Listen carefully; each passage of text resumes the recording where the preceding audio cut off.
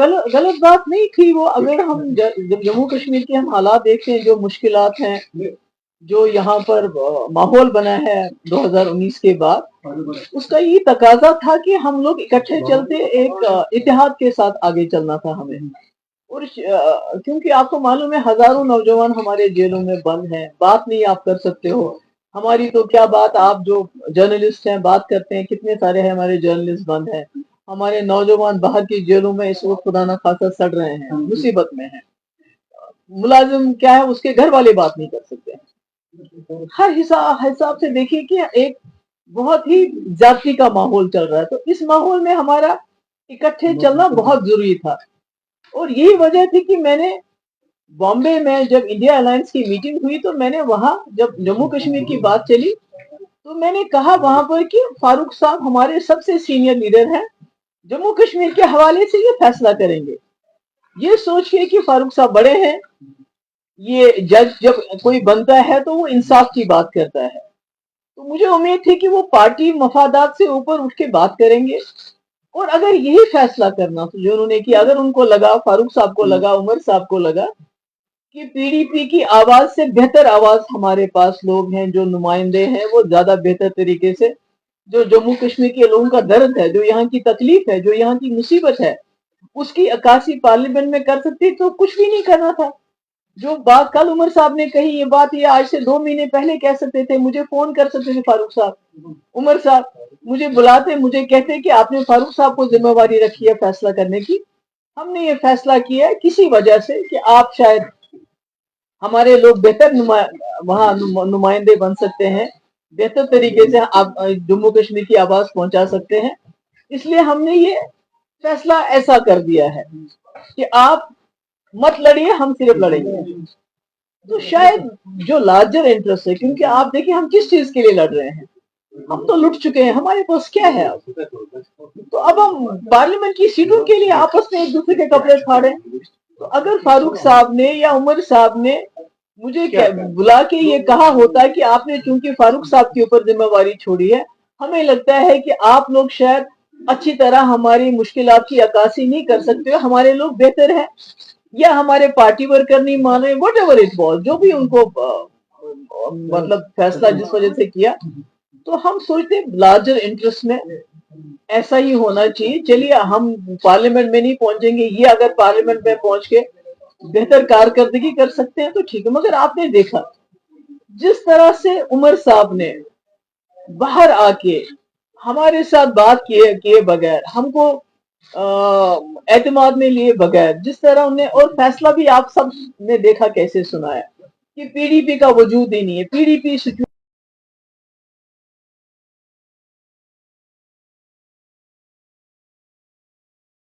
पिछले 5 साल से बीजेपी ने मेरी पार्टी सारी तोड़ के रख दी, बड़े बड़े सारे लीडर निकाल। अब मेरे साथ कौन है, मेरा वर्कर, जो बेचारा फाका रह के जेब से पैसा खर्च करके मेरे जलसे जुलूस मीटिंग्स में आता है। तो उसको बहुत दचका लगा जब उसने उमर साहब के वो अल्फाज सुने, तो वो दिल बर्दाश्ता हो गया।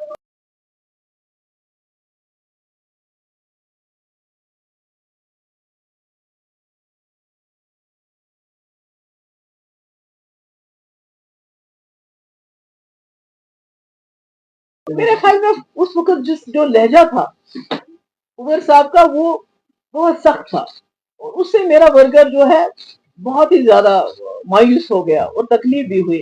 तो आज मैं किस मुंह से जाके वर्कर को बोलूंगी कि उमर साहब कहते हैं जी पीडीपी को कैंडिडेट नहीं उठाना चाहिए, उनको हमें सपोर्ट करना चाहिए। तो ये क्या ये आसान है? जब आसान था तब तो इन लोगों ने किया नहीं, जब इनको ऐसा करना चाहिए था तब तो किया नहीं। और जब आप घर में किसी को बड़ा बनाते हो, मालिक बनाते हो, जज बनाते हो, तो जज का फर्ज बनता है वो जाति जाति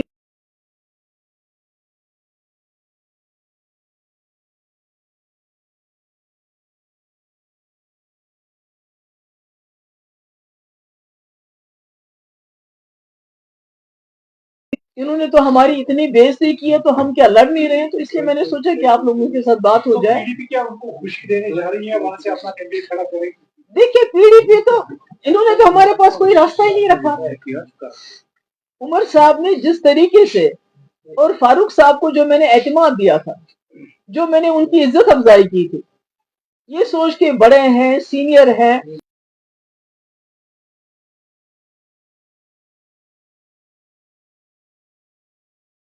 تو ایٹیٹیوڈ بالکل ڈفرنٹ ہوتا ہے. وہ شاید یہ کہتے ہیں کہ ہم کوئی سیٹ نہیں لڑیں گے، آپ ہی تینوں لڑو، اگر اس سے جموں کشمیر کی آواز پارلیمنٹ تک پہنچ جاتی. مگر مجھے افسوس ہے کہ میں نے تو کہہ دیا، میں نے تو اپنا فرض نبھایا، مگر جو انہوں نے کیا، اور اس کے اوپر سے جو عمر صاحب کی بعد میں پریس کانفرنس تھی، وہ بہت انفارچونیٹ تھی. وہ بہت دل کو خراب کرنے والی تھی کہ پی ڈی پی کون ہے، ان کا وجود کہاں ہے، یہ کیا ہے. تو اس سے تو انہوں نے ہمیں بہت دور دھکیل دیا، ہمیں تیسرے چوتھے پانچویں نمبر پہ بھی نہیں مانا، اور یہ کہا کہ ہم اسمبلی الیکشن میں سوچیں گے کہ ان کا بیہیویئر کیسا ہوگا، ان کا کنڈکٹ کیسا ہوگا. یہ تو مجھے لگتا ہے کہ یہ زیادتی تھی، خاص کر میرے ورکر کے ساتھ جو بہت مصیبت میں میرے ساتھ اس وقت چل رہا ہے، جبکہ ساری ایجنسیز کا دباؤ، ہر مشکل اس کو سہنی پڑ رہی ہے، اور میرے پیچھے وہ چٹان کی طرح کھڑا ہے. تو اس کے لیے یہ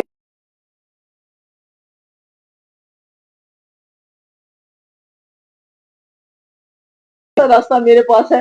میں کس طرح اپنے ورکر کو کہوں آج آپ جی پیچھے رہو، کیونکہ نیشنل کانفرنس چاہتی ہے کہ بھائی ہم ان کو سپورٹ کریں، اور ہم ہیں کون، ہمارے سپورٹ سے کیا ہوگا. عمر صاحب تو ہمیں کسی گنتی میں ہی نہیں مانتے، وہ تو کہتے ہیں آپ کہیں بھی ہو ہی نہیں.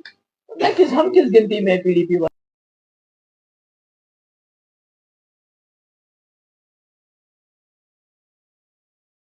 پہ چھوڑیں گے. لوگ کیا فیصلہ کرتے ہیں، لوگ کس آواز کو پارلیمنٹ میں پہنچانا چاہتے ہیں آج اس سچویشن میں. Thank you. آزاد بھی تھے، اس نے بولا کہ ہمیں کسی کے ساتھ کمپٹیشن نہیں ہے، ہمارا مقصد یہ ہے کہ اسٹیٹ میں واپس آئے. چلیے ہم کیا کہہ سکتے ہیں، آزاد صاحب نے کہا ہوگا، میں اس پہ کیا کہوں. آزاد ہیں وہ. تو میم کیا ابھی تک کینڈیڈیٹس کا کوئی کھاتا آپ کے سامنے آیا ہے، کون کون سے، جیسے کہ نہیں ابھی تو آپ کو، میں تو نہیں، میں تو پارلیمنٹری بورڈ کی چیئر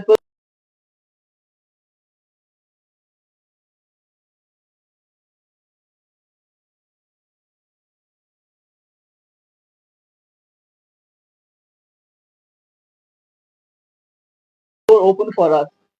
میں نے کہا میں تو